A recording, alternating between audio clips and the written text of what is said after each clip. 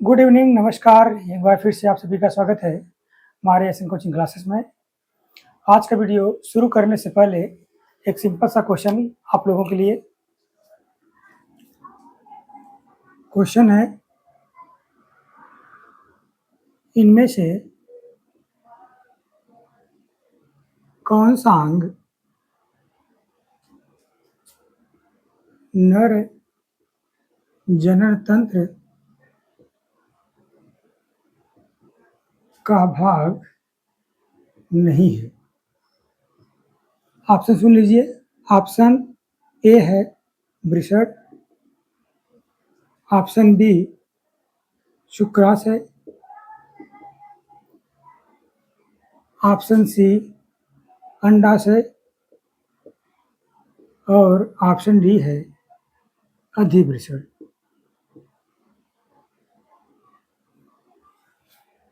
तो एक छोटे से सिंपल से क्वेश्चन के साथ हम लोग इस वीडियो को शुरू करेंगे। ठीक है, क्वेश्चन है आपका कि इनमें से कौन सा अंग नर जनन तंत्र का भाग नहीं है? पहला हो गया आपका वृषण, दूसरा है शुक्राशय, तीसरा है अंडाशय और चौथा आपका है अधिवृषण।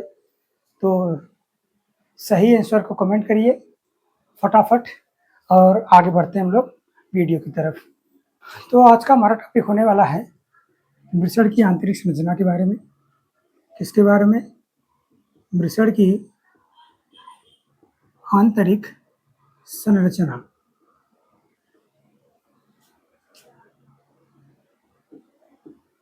Internal structure of testis. Clear है? तो आज का जो हमारा टॉपिक होने वाला है वह इसी के ऊपर रहेगा। ठीक है, वृषण कैसा होता है इसके बारे में आपको पता चल गया। पिछली वीडियो में अगर आपने देखा होगा तो वृषण के बारे में बताया गया था। आज इसके हम आंतरिक संरचना के बारे में बात करेंगे। ठीक, वृषण एक मोटे द्विस्तरीय खोल द्वारा ढका होता है जिसको हम कहते हैं वृषण खोल। क्या कहते हैं? वृषण खोल। टेस्टिकुलर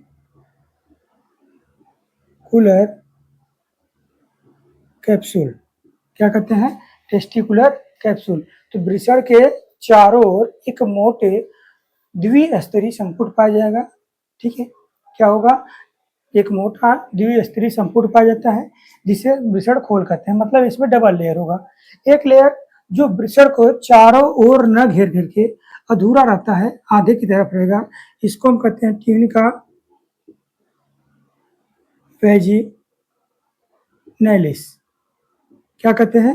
ट्यूनिका वैजिनैलिस कहते हैं, जो कि वृषण को चारों ओर न घेर करके एक अधूरे छल्ले की भांति रहता है। ठीक है, जबकि जो दूसरा लेयर होता है यह वृषण को चारों ओर से घेरे रखता है, इसको कहते हैं ट्यूनिका एल्बुजिनिया। क्या कहते हैं? Tunica albuginea. तो देखिए, दो लेयर हो गया वृषण के। एक हो गया ट्यूनिका वैजिनैलिस जो वृषण को चारों ओर न घेर करके अधूरा ही रहता है, वृषण को आधे ही घेरे रखता है। जबकि जो दूसरा लेयर होता है वो वृषण को चारों ओर से घेरे रखता है, इसको ट्यूनिका एल्बुजिनिया कहा गया। अब इन दोनों को मिला करके ट्यूनिका वैजिनैलिस और ट्यूनिका एल्बुजिनिया दोनों को मिला देंगे, तुम्हारा बन जाता है वृषण खोल। क्या बन जाता है? वृषण खोल। समझा कि नहीं? अगर इसके अंदर की हम बात करें तो प्रत्येक वृषण के अंदर अगर देखा जाए 250 से 300 वृषण पालियां पाई जाती हैं। क्या पाई जाती हैं? वृषण पालियां। ठीक है, इसको कहते हैं टेस्टिकुलर लोब कहते हैं। क्या कहते हैं भैया? टेस्टिकुलर लोब्स कहा जाता है। तो वृषण के चारों ओर अगर देखा जाए तो इसके अंदर क्या होगा कि 250 से 300 वृषण पालियां पाई जाती हैं, जो कि होती है त्रिभुजाकार होती है, ऐसा मान के चलते हुए। ठीक है, ढेर सारा तो इसमें 250 बना नहीं पाएंगे, इतना बना रहे उतने से एडजस्ट करिएगा। ठीक है, मान लेते इतना है। ये आपका जो दिख रहा है अंदर 1 2 3 4 5 6 7 7 ही बना है। ठीक है, ये आपका कितना होना चाहिए? 250 से 300 होना चाहिए। इसको क्या बोला जाता है? वृषण पालियां। समझा कि नहीं? तो प्रत्येक वृषण के अंदर अगर देखा जाए तो 250 से 300 वृषण पालियां पाई जाती हैं। ये आपको क्या हो गई? वृषण पालियां हो गई। इसके ऊपर अगर देखा जाए, वृषण पालियों के ऊपर की अगर हम बात करें तो यह भी एक लेयर से ढका होता है। तो जो जितनी भी वृषण पालियां होती हैं, प्रत्येक वृषण पाली क्या होता है कि एक लेयर से ढका होता है, इसको कहते हैं ट्यूनिका वैक्यूलोसा। क्या कहते हैं इसको? ट्यूनिका वैक्यूलोसा कहते हैं। देखिए, प्रत्येक जो वृषण होता है, प्रत्येक वृषण पाली जो होती है वह एक अलग से लेयर ट्यूनिका वैक्यूलोसा के द्वारा ढका होता है। क्लियर है कि नहीं? इतना तो समझ में आया। अब अगर हम बात करें तो प्रत्येक वृषण के अंदर, जो वृषण पाली के अंदर देखिए, तो प्रत्येक वृषण पाली के अंदर देखा जाए तो 2 से 3, प्रत्येक वृषण पाली के अंदर अगर देखा जाए 2 से 3 सेमिनिफेरस ट्यूबल पाई जाती है। क्या पाई जाती है? Seminiferous tubule. सेमिनिफेरस ट्यूबल को हिंदी में इसको कहते हैं शुक्र जनक नलिका।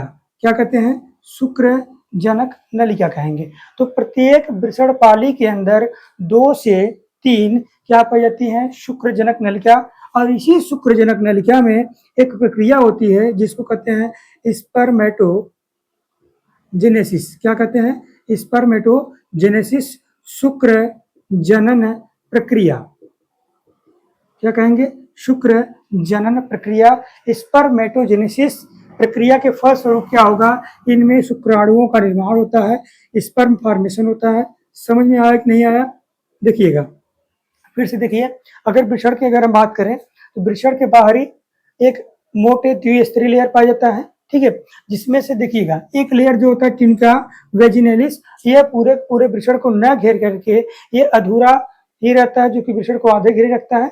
जबकि जो दूसरा लेयर होता है ट्यूनिका एल्बुजिनिया, यह वृषण को चारों ओर से घेरे रखने का कार्य करेगा।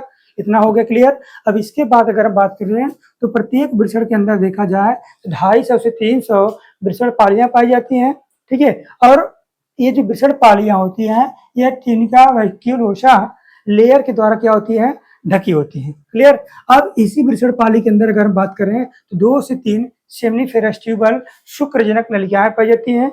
इन्हीं नलिकाओं में क्या होगा? स्पर्मेटोजेनेसिस, शुक्र जनन की प्रक्रिया के द्वारा शुक्राणुओं का निर्माण होता है। समझ आ गई नहीं? वृषण पालियों में सेमिनिफेरस ट्यूबल मतलब शुक्रजनक नलिका के अतिरिक्त अगर इसमें देखा जाए इनमें अनेक कोशिकाएं पाई जाती हैं। क्या होंगी? इनमें ढेर सारी कोशिकाएं पाई जाती हैं, ठीक नहीं? यहाँ पे देखिएगा, इसमें क्या हो गया? सेमिनिफेरस ट्यूबल था ही, इसके साथ साथ इसमें क्या हो गई? ढेर सारी कोशिकाएं और होती हैं। इनको हम लीडिंग सेल कहते हैं। क्या कहते हैं? Leading cell. लीडिंग सेल को हम लोग अंतराली कोशिका या लीडिंग कोशिका कहिए, ठीक है, दोनों एक ही नाम है। तो इसमें क्या पाई जाती है? लीडिंग सेल पाई जाती है। क्लियर। और अंतराली या लीडिंग कोशिका, अंतराली या लीडिंग कोशिका इसको कहते हैं। हाँ, ये जो लीडिंग सेल्स होती हैं, यहाँ पे जो डॉटेड दिखाया गया है, ये जो लीडिंग सेल्स होती हैं ये भैया नर लिंग हार्मोन जिसको कहते हैं टेस्टोस्टेरॉन कहते हैं, इनका स्राव कराती है। स्राव मतलब होता है भैया मुक्त करना, इनको या बनाने का कार्य करेगी, इनको मुक्त करने का कार्य करती है। तो इनमें आप सेमिनिफेरस ट्यूबल और लीडिंग सेल दोनों देखेंगे। सेमिनिफेरस ट्यूबल में स्पर्मेटोजेनेसिस के फलस्वरूप शुक्राणुओं का निर्माण होगा, स्पर्म बनेगा। जबकि जो लीडिंग सेल होती हैं, लीडिंग सेल क्या करती हैं? ये टेस्टोस्टेरॉन हार्मोन का स्राव करती हैं। समझ में आया कि नहीं? ये जो टेस्टोस्टेरॉन हार्मोन होता है यह एंड्रोजन का एक भाग होता है। मतलब एंड्रोजन जो होता है यह नर हार्मोन होता है, जो कि इसके अंतर्गत में अगर देखा जाए तो 5 हार्मोन्स आते हैं। मेनली जो होता है उसमें टेस्टोस्टेरॉन होता है। क्या होता है? टेस्टोस्टेरॉन होता है। क्लियर है कि नहीं?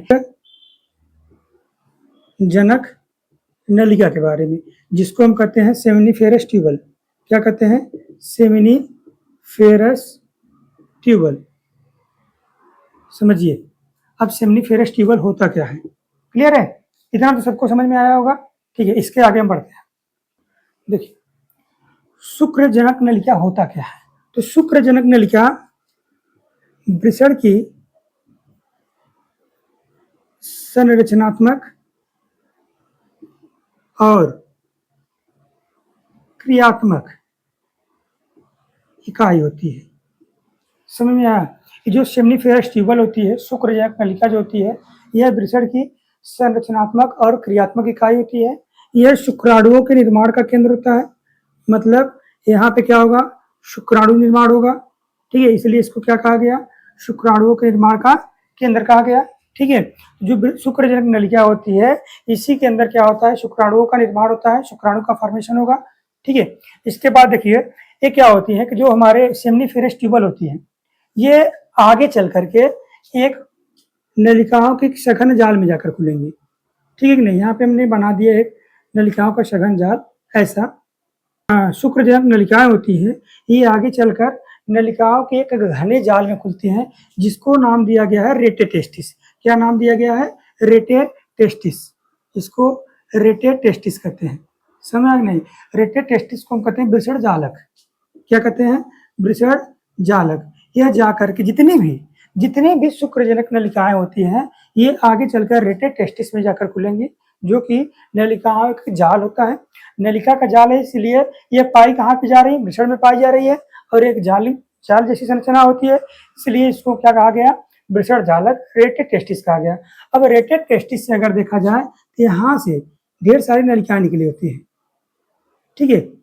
यहाँ पे अगर देखा जाए तो इनमें क्या होती है? नलिकाएं निकली होती है। इन नलिकाओं को कहा जाता है अपवाहक नलिकाएं। क्या कहते हैं? अपवाहक नलिकाएं। क्लियर है कि नहीं? देखिएगा, जो रेटेटेस्टिस है, रेटेटेस्टिस में से क्या निकली है? ढेर सारी नलिकाएं निकली हैं, इसको बोला गया अपवाहक नलिका। अपवाहक नलिका को वासा इफेरेंसिया कहता है। क्या कहते हैं? वासा इफेरेंसिया। ठीक है, इफेरेंसिया। ठीक है। तो अपवाहक नलिकाएं आपस में देखिएगा, ये कहाँ पे खुलेंगी? ये जाकर के एक मोटी नलिका में खुलती है। ठीक है। और ये नलिका ऐसे चली जाती है आगे चलती। देखिएगा, ये जो अपवाहक नलिकाएं थी, अपवाहक नलिकाएं आगे चलकर इसमें जाकर खुली हैं। इसको जो बोला गया भैया, इसका नाम है अधिवृषण। क्या नाम दिया गया है? अधिवृषण। अधिवृषण को हम लोग कहते हैं इपीडिडाइमिस। क्या कहते हैं? इपीडिडाइमिस। जितनी भी अपवाहक नलिकाएं रहती हैं, अपवाहक नलिकाएं आगे चलकर अधिवृषण में खुलेंगी। ठीक है नहीं? ये आगे चलकर अधिवृषण में खुलती हैं, और अधिवृषण से ही एक अन्य नलिका निकली होती है। यही अधिवृषण की नलिका आगे चलकर किसमें बदल जाती है? एक मोटी नलिका के रूप में बदल जाती है, जिसको हम कहते हैं शुक्रवाहिनी। क्या कहते हैं? शुक्रवाहिनी। इसको बोला जाता है वास डिफरेंस। क्या कहते हैं? Vas deferens. समझ में आएगी नहीं? यह जाकर के वास डिफरेंस का निर्माण करेंगी। ये जो वास डिफरेंस होता है भैया, यह शुक्राणुओं को लेकर जाने का कार्य करता है। क्लियर हुआ कि नहीं इतना? अगला टॉपिक हमारा है अधिवृषण के बारे में। किसके बारे में है? अधिवृषण के बारे में, जिसको कहते हैं इपीडिडाइमिस। क्या कहते हैं? इपीडिडाइमिस।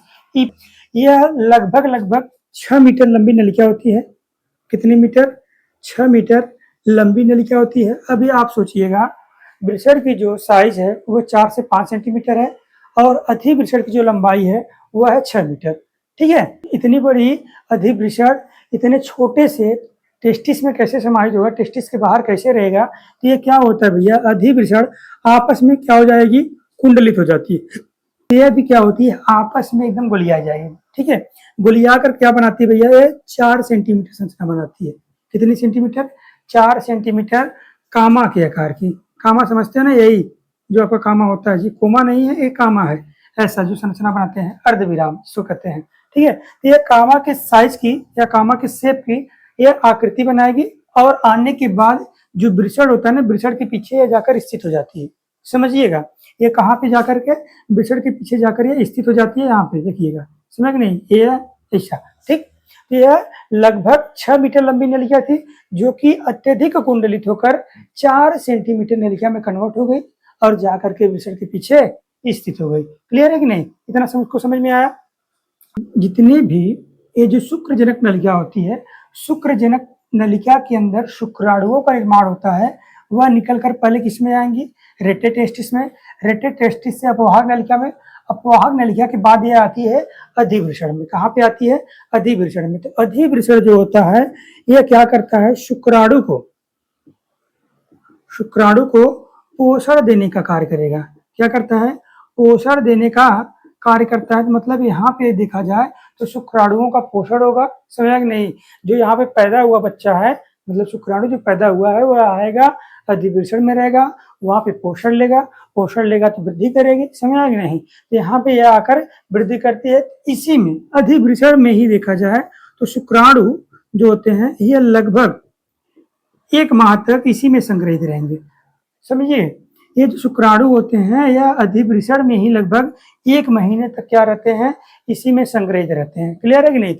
इतना सबको क्लियर है? तो इसके आगे हम चलते हैं। ठीक, अगला टॉपिक होने वाला हमारा शुक्राशय। क्या होने वाला है? शुक्राशय। ठीक है, शुक्राशय को हम लोग कहते हैं सेमिनल